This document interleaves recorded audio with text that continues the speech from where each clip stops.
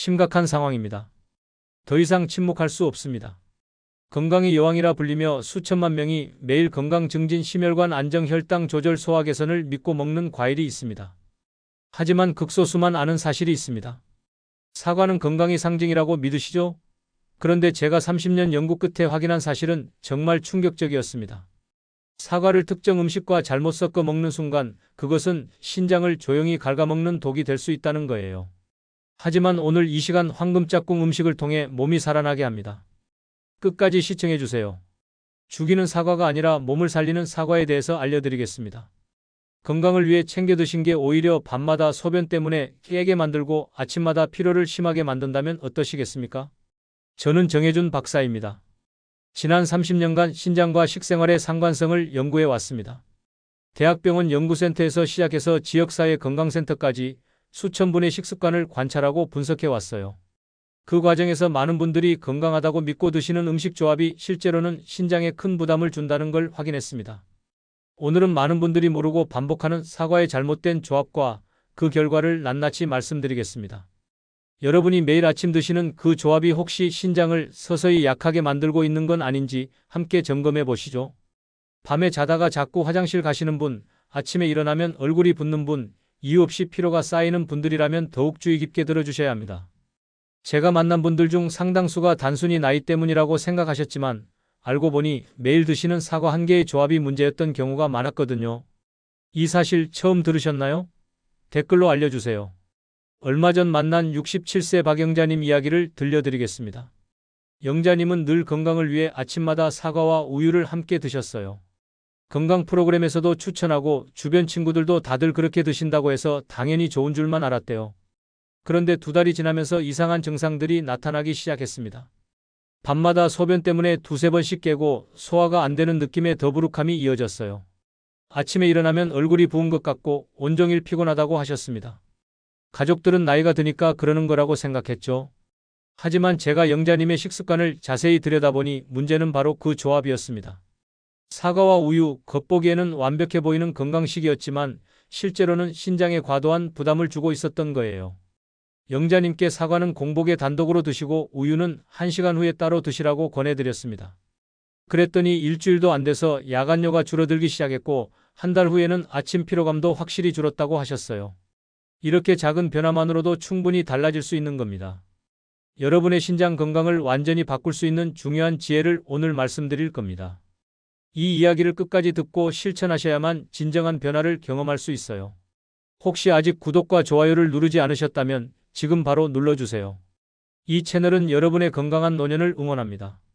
끝까지 보시면 왜 지금 당장 여러분의 작은 습관을 바꿔야 하는지 분명하게 깨닫게 되실 겁니다.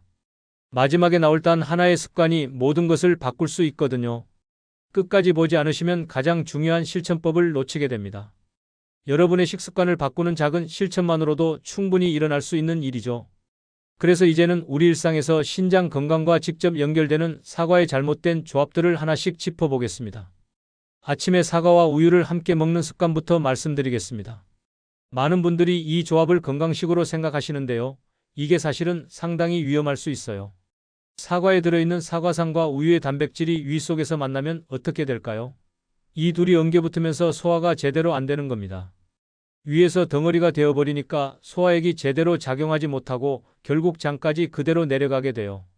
일본 영양학회에서 발표한 연구 보고서를 보면 더 명확합니다. 과일에 들어있는 산 성분과 단백질을 동시에 섭취했을 때 소화 흡수율이 떨어지고 위장에 가해지는 부담이 20% 이상 증가한다고 해요. 이게 반복되면 결국 신장까지 영향을 미치게 됩니다. 실제 사례를 하나 더 말씀드릴게요. 인천에 사시는 65세 방영수님은 매일 아침 사과와 우유를 함께 드셨어요. 건강을 위해서라고 생각하셨죠. 그런데 점점 밤에 소변 때문에 자주 깨기 시작했고 낮에도 계속 피곤하다고 하셨습니다. 영수님을 만나서 식습관을 살펴보니 바로 이 조합이 문제였어요. 사과는 아침 공복에 먼저 드시고 우유는 1시간 정도 지난 후에 마시라고 권해드렸습니다. 그랬더니 2주 만에 야간뇨가 눈에 띄게 줄었고 1달 후에는 아침 피로감도 많이 개선됐다고 하시더라고요. 특히 60세 이상 되시면 소화력 자체가 약해지잖아요. 그런 상태에서 소화 안 되는 조합을 계속 드시면 신장이 더 힘들어질 수밖에 없습니다. 여러분도 혹시 아침에 사과와 우유 함께 드시는 분 계신가요? 오늘부터라도 시간을 나눠서 드셔보세요. 이제 두 번째로 말씀드릴 건 기름지고 매운 음식 직후에 사과를 먹는 습관입니다. 이것도 정말 많은 분들이 하시는 실수예요. 떡볶이나 찜닭, 매운탕 같은 음식을 드시고 나서 입가심으로 사과 드시는 분들 많으시죠? 그런데 이게 위장과 신장에 엄청난 부담을 준다는 걸 아셔야 합니다. 맵고 기름진 음식을 먹으면 우리 위에서는 위산 분비가 많아져요. 이미 위산이 과도하게 나와 있는 상태에서 사과에 섬유질이 들어가면 어떻게 될까요? 위산 역류가 일어나기 쉬운 환경이 만들어지는 거예요. 한국소화기학회에서 진행한 연구를 보면 매운 음식을 먹은 직후에 과일을 섭취한 사람들은 속쓰림 발생률이 그렇지 않은 사람들보다 2배 이상 높았다고 합니다. 속쓰림이 반복되면 위장만 문제가 되는 게 아니에요. 몸 전체의 염증 반응이 증가하고 결국 신장까지 영향을 받게 됩니다.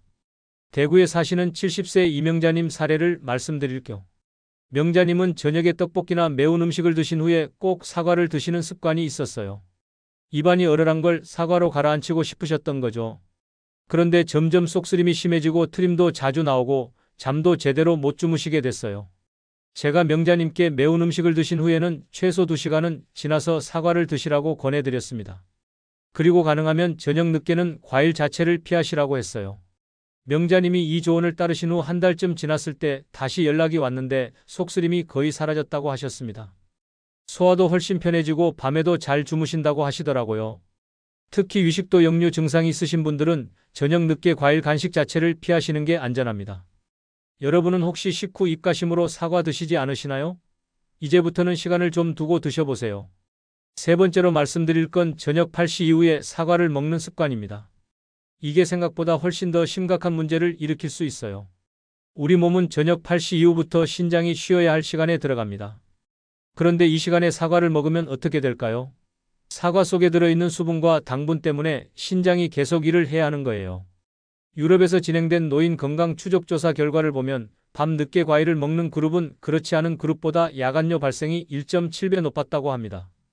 신장이 제대로 쉬지 못하니까 밤에 소변을 자주 보게 되는 거죠. 수원에 사시는 62세 김정호님 이야기를 들려드릴게요. 정호님은 저녁 드라마 보시면서 사과를 간식으로 드시는 습관이 있었어요. 보통 밤 9시에서 10시 사이였죠. 그런데 점점 밤에 화장실을 가는 횟수가 늘어났어요. 처음에는 한두 번이었는데 나중에는 밤에 3번 이상 깨서 화장실을 가야 했습니다. 당연히 수면의 질이 떨어지고 아침에 일어나면 몸이 천근만근이었죠.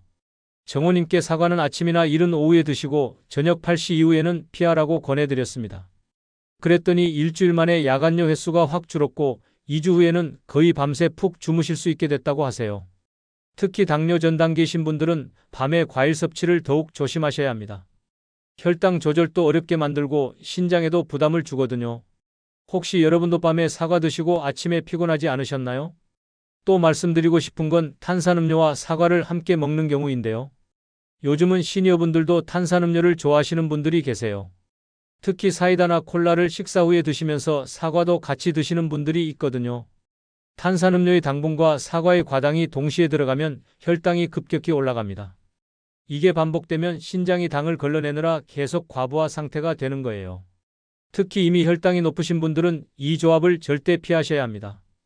부산에 사시는 68세 최진수님은 식후에 사이다와 사과를 함께 드시는 습관이 있었어요. 그런데 혈당 검사를 해보니 당뇨 전 단계라는 진단을 받으셨죠. 제가 이 조합을 끊으시라고 권해드렸고 진수님이 실천하신 후 3개월 뒤 혈당 수치가 많이 안정됐다고 하셨습니다. 탄산음료는 가능하면 아예 끊으시는 게 좋고 사과는 단독으로 드시는 게 가장 안전합니다. 여러분 혹시 탄산음료와 과일 함께 드시는 분 계신가요? 다섯 번째로 말씀드릴 건 패스트푸드나 인스턴트 음식과 함께 사과를 먹는 경우입니다. 어떤 분들은 햄버거나 피자를 드시면서 건강하게 하려고 사과를 함께 드세요.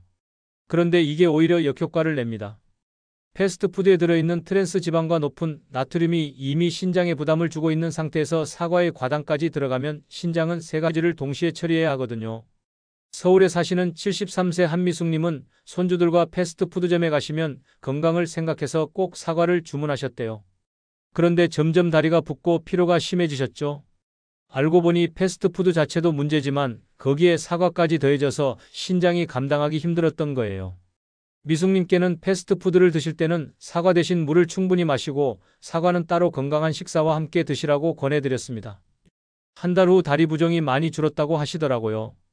패스트푸드 자체를 줄이시는 게 가장 좋지만 부득이하게 드셔야 한다면 최소한 사과는 따로 드세요. 건강을 생각해서 한 조치가 오히려 독이 될 수 있다는 걸 꼭 기억하셔야 합니다. 여섯 번째는 술과 함께 사과를 먹는 경우입니다. 어떤 분들은 술 드실 때 안주로 과일을 드시는데 특히 사과를 좋아하시는 분들이 계세요. 술은 그 자체로 신장에 큰 부담을 줍니다. 알코올을 분해하느라 신장이 과도하게 일해야 하거든요. 여기에 사과의 당분까지 더해지면 신장은 이중으로 힘들어져요. 전주에 사시는 66세 박동철님은 저녁에 소주 한두 잔 하실 때 안주로 사과를 드시는 습관이 있었어요. 건강한 안주라고 생각하셨던 거죠. 그런데 건강검진에서 신장 기능 수치가 좋지 않다는 얘기를 들으셨습니다. 동철님께 술을 드실 때는 사과를 피하시고 술 자체도 줄이시라고 권해드렸어요. 그리고 사과는 낮 시간에 단독으로 드시라고 했죠. 3개월 후 재검사에서 신장 수치가 많이 개선됐다고 하셨습니다. 술과 과일, 이 조합만큼은 절대 피하셔야 합니다. 여러분 혹시 이런 습관 있으신가요? 일곱 번째는 커피와 사과를 함께 먹는 경우입니다. 아침에 커피 한잔 하시면서 사과 드시는 분들이 꽤 계세요. 커피의 카페인은 이뇨작용을 촉진합니다. 그런데 여기에 사과의 수분까지 더해지면 신장이 수분을 처리하느라 과부하가 걸리는 거예요. 특히 아침 공복에 이런 조합을 드시면 더 문제가 됩니다. 대전에 사시는 71세 윤정희님은 매일 아침 커피와 사과를 함께 드셨어요. 그런데 점점 소변 횟수가 늘고 입이 마르는 증상이 심해졌죠. 제가 커피를 드신 후 최소 30분 이상 지나서 사과를 드시라고 권해드렸습니다. 정희님이 이렇게 시간을 나눠서 드신 후 소변 횟수도 정상으로 돌아오고 입마름 증상도 많이 나아졌다고 하셨어요. 커피를 꼭 드셔야 한다면 사과와는 시간 간격을 두세요. 최소 30분에서 1시간은 두고 드시는 게 좋습니다. 여덟 번째는 초콜릿이나 단 과자와 함께 사과를 먹는 경우입니다. 간식 시간에 초콜릿도 먹고 사과도 먹는 분들이 계신데 이것도 신장에는 좋지 않아요.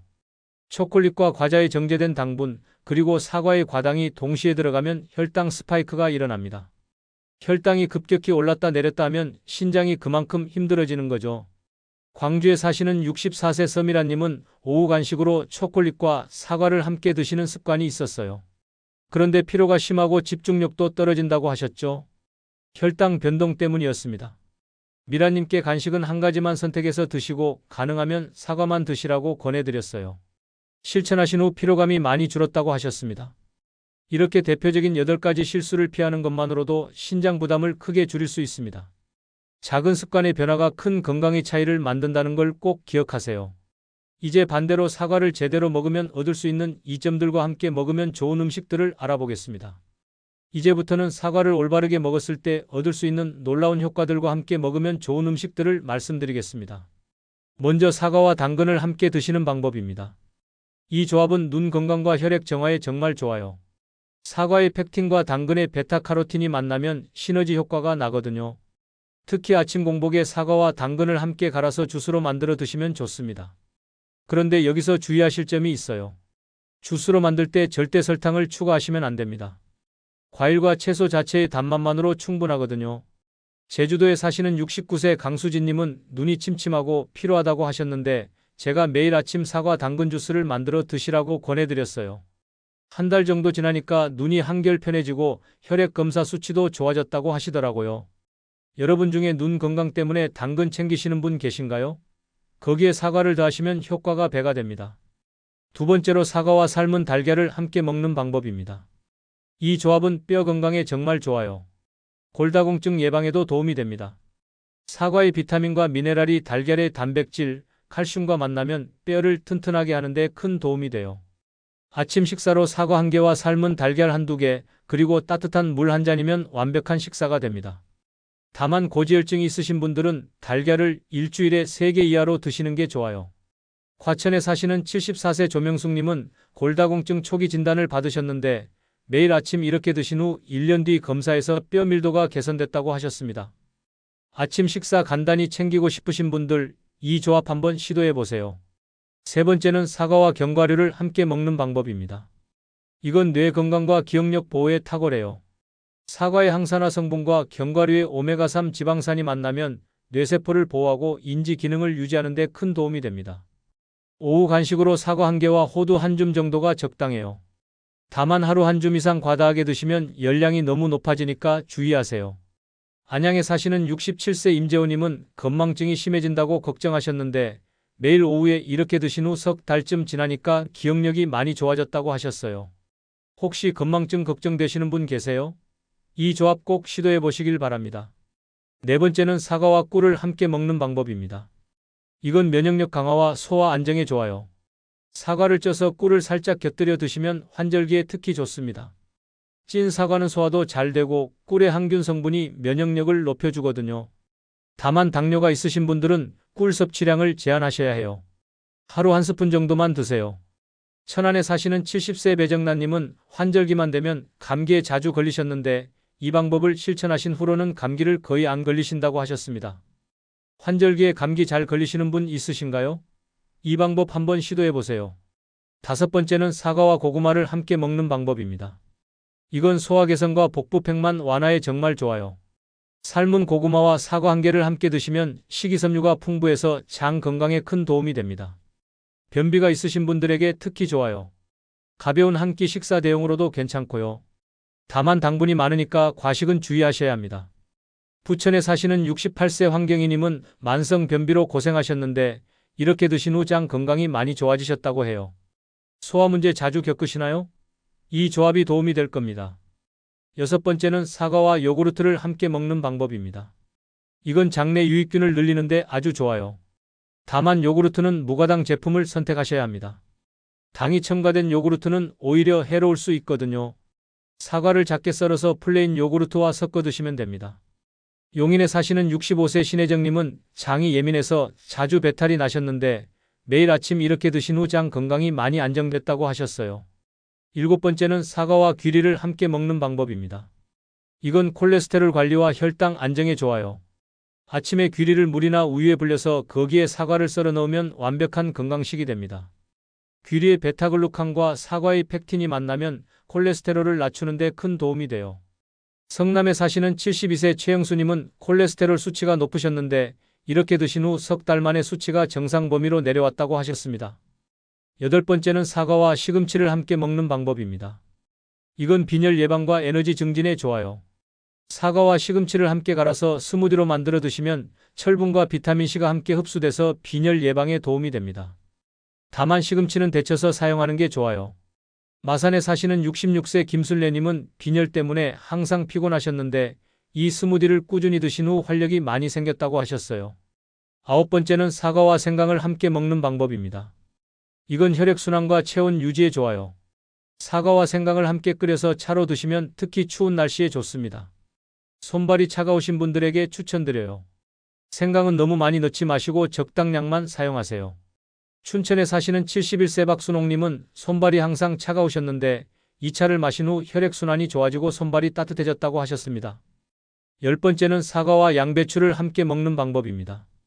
이건 위장 보호와 해독에 좋아요. 사과와 양배추를 함께 갈아서 주스로 만들어 드시면 위염이나 위궤양 예방에 도움이 됩니다.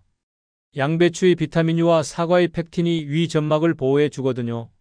포항에 사시는 69세 정미영님은 만성 위염으로 고생하셨는데 이 주스를 꾸준히 드신 후 위 상태가 많이 좋아졌다고 하셨어요. 이처럼 올바른 짝꿍을 만나면 사과는 그야말로 천연 영약이 됩니다. 잘못된 조합을 피하고 좋은 조합을 실천하시면 건강이 확실히 달라지실 거예요. 이제 오늘 내용을 정리하며 실천 방법을 다시 강조해 드리겠습니다. 오늘 말씀드린 내용을 간단히 정리하겠습니다. 많은 분들이 아침에 사과와 우유를 함께 드시거나 매운 음식 직후에 사과를 드시거나 늦은 밤 간식으로 사과를 드십니다. 또 탄산음료와 함께, 패스트푸드와 함께, 술과 함께, 커피와 함께, 단과자와 함께 사과를 드시는 분들도 계셨죠? 이 8가지 습관은 모두 신장과 수면, 소화를 방해하는 잘못된 방식이었습니다. 겉으로 보기에는 건강해 보이지만 실제로는 우리 몸에 큰 부담을 주고 있었던 거예요. 특히 신장은 한번 나빠지면 회복이 어렵습니다. 그래서 지금부터라도 이런 습관들을 고치시는 게 정말 중요해요. 야간여로 고생하시는 분, 아침에 얼굴이 붓는 분, 이유 없이 피곤한 분들은 오늘 말씀드린 내용을 꼭 실천해 보세요. 하지만 반대로 사과를 올바른 시간에 올바른 음식과 함께 드신다면 어떻게 될까요? 장 건강이 좋아지고 혈압이 안정되고 기억력이 보호되고 면역력이 강화됩니다. 사과와 당근으로 눈 건강을 지킬 수 있고 사과와 삶은 달걀로 뼈를 튼튼하게 할 수 있어요. 사과와 견과류로 치매를 예방할 수 있고 사과와 꿀로 감기를 막을 수 있습니다. 사과와 고구마로 변비를 해결할 수 있고 사과와 요구르트로 장을 건강하게 만들 수 있죠. 사과와 귀리로 콜레스테롤을 낮출 수 있고 사과와 시금치로 빈혈을 예방할 수 있어요. 사과와 생강으로 혈액순환을 개선할 수 있고 사과와 양배추로 위를 보호할 수 있습니다. 이 모든 게 어려운 일이 아닙니다. 단지 조합을 바꾸고 시간을 조절하는 것뿐이에요. 작은 변화지만 그 효과는 정말 큽니다. 제가 30년간 연구하고 현장에서 수많은 분들을 만나면서 확인한 사실은 이겁니다. 건강은 거창한 치료가 아니라 작은 습관에서 시작된다는 거예요. 여러분이 매일 먹는 사과 한 개, 그 사과를 언제 무엇과 함께 먹느냐가 10년 후 여러분의 건강을 결정합니다. 제가 드리고 싶은 오늘의 제안은 단 하나입니다. 내일 아침부터 사과를 껍질째 천천히 단독으로 먼저 드셔보세요. 우유도 커피도 다른 음식도 함께 먹지 마시고 사과만 천천히 씹어 드세요. 공복에 사과 한 개를 천천히 씹어 먹으면서 그 달콤함과 아삭함을 느껴보세요. 최소 15분 정도 시간을 두고 천천히 드시는 겁니다. 그리고 30분에서 1시간 후에 다른 음식을 드세요. 이것만 실천하셔도 일주일 안에 변화를 느끼실 겁니다. 소화가 편해지고 아침 피로가 줄어들고 밤에 화장실 가는 횟수가 줄어들 거예요. 단순하지만 강력한 첫 걸음이 될 겁니다. 그리고 한 가지 더 부탁드릴게요. 오늘 말씀드린 잘못된 조합들을 하나씩 체크해 보세요. 여러분이 무심코 하고 계신 습관 중에 오늘 말씀드린 것들이 있다면 하나씩 고쳐 나가시면 됩니다. 한꺼번에 다 바꾸려고 하지 마시고 일주일에 하나씩만 바꿔도 됩니다. 첫 주에는 사과와 우유를 따로 먹는 것부터 시작하세요. 그 다음 주에는 매운 음식 후 사과 먹는 시간을 조절하시고요. 그렇게 하나씩 바꿔나가시면 2달 후에는 완전히 새로운 식습관을 갖게 되실 겁니다. 저는 지난 30년간 수많은 분들의 건강이 작은 습관 변화로 완전히 달라지는 걸 봐왔습니다. 처음에는 반신반의하셨던 분들도 실천하신 후에는 놀라워하세요. 이렇게 간단한 것만으로 이렇게 달라질 수 있느냐고요. 여러분도 그 변화를 경험하실 수 있습니다. 나이가 들었다고 포기하지 마세요. 지금이라도 늦지 않았습니다. 오히려 지금 시작하는 게 가장 빠른 겁니다. 다음 영상에서는 사과 못지않게 친숙하지만 신장과 심장을 보호하는 또 다른 식품에 대해 다뤄드리겠습니다. 많은 분들이 매일 드시지만 제대로 먹는 분이 거의 없는 그 음식의 비밀을 공개할 예정이에요. 기대해 주세요. 그리고 이 영상이 도움이 되셨다면 주변의 가족, 친구, 이웃분들과 꼭 공유해 주세요. 특히 야간여로 고생하시는 분, 아침에 피곤하신 분, 소화가 잘 안 되시는 분들께 이 영상을 보여주시면 큰 도움이 될 겁니다. 건강은 혼자만 지키는 게 아니라 함께 나눌 때 더 큰 의미가 있습니다. 여러분의 작은 공유가 누군가의 건강을 살릴 수 있어요. 마지막으로 여러분께 묻고 싶습니다. 오늘 이 영상을 보시고 어떤 다짐을 하시겠습니까? 내일 아침부터 어떤 습관을 바꾸실 건가요? 댓글에 한 줄 남겨주시면 좋겠습니다. 저는 내일부터 사과와 우유를 따로 먹겠습니다. 저는 밤에 사과 먹는 습관을 끊겠습니다. 이렇게 구체적으로 적어주시면 더 좋아요. 여러분의 다짐을 글로 쓰는 순간 그 다짐은 더 강력해집니다. 그리고 일주일 후, 한 달 후에 변화를 경험하시면 다시 댓글로 알려주세요. 여러분의 성공 스토리가 다른 분들께 큰 용기와 동기부여가 될 겁니다. 건강은 거창한 게 아닙니다. 오늘 드시는 사과 한 개, 그 작은 선택에서 시작됩니다. 여러분 모두 건강하고 행복한 노년 보내시길 진심으로 응원합니다. 감사합니다.